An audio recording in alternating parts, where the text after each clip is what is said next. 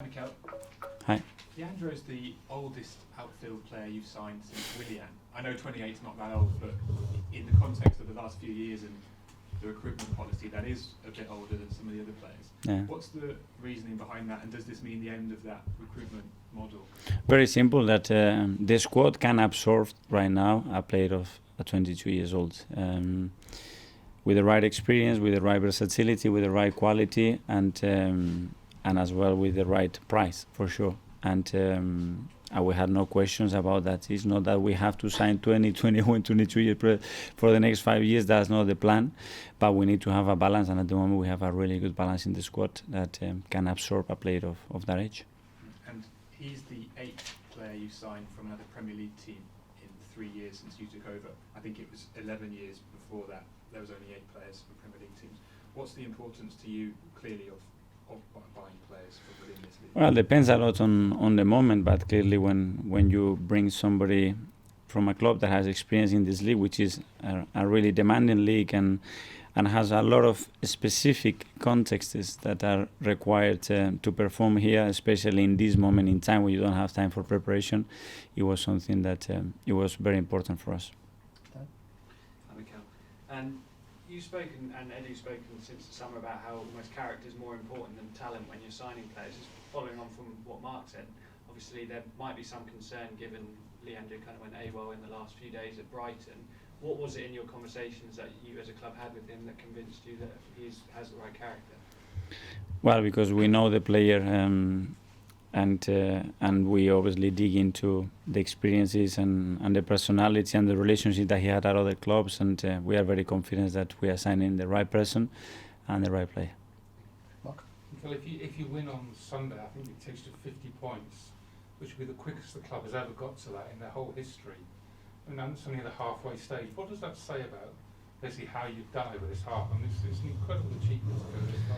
That we have won a lot of games, but hopefully we can do that on Sunday and we can carry on. But the best way to try to achieve that is to play the way we are playing, or even better, because I think the team can play still much better. You said last week 90 points, but the way you're going could...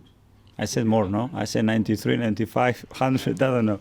Let's see. I think it would take a big effort to be up there, but it's still too far to talk about that. But just about the history of this fixture, because 20 years ago this was the biggest game in the Premier League calendar, and the last maybe 10 years it hasn't had quite the same significance. Does it sort of excite you to be playing in a game like this again? Yeah, but to be fair, every time personally that I play against United, it feels big. It's one of the biggest clubs in the world, and the tradition that has in English football, so it's always very special to play against them. Nick?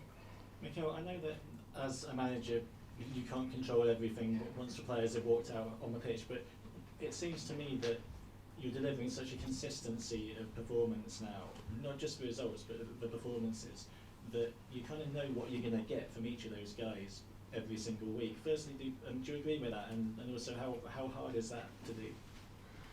Well, that's probably one of the hardest things to deliver, but probably the most important one if you want to be at the top and winning a lot of games, and we have delivered that so far, and we just have to continue to do that. That's credit to the boys.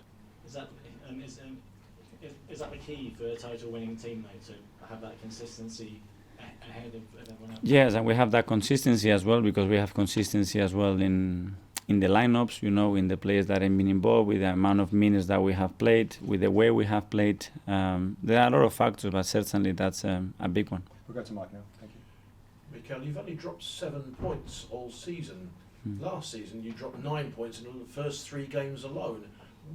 How have you created that environment, especially in home games, to be so consistent and so productive on the pitch?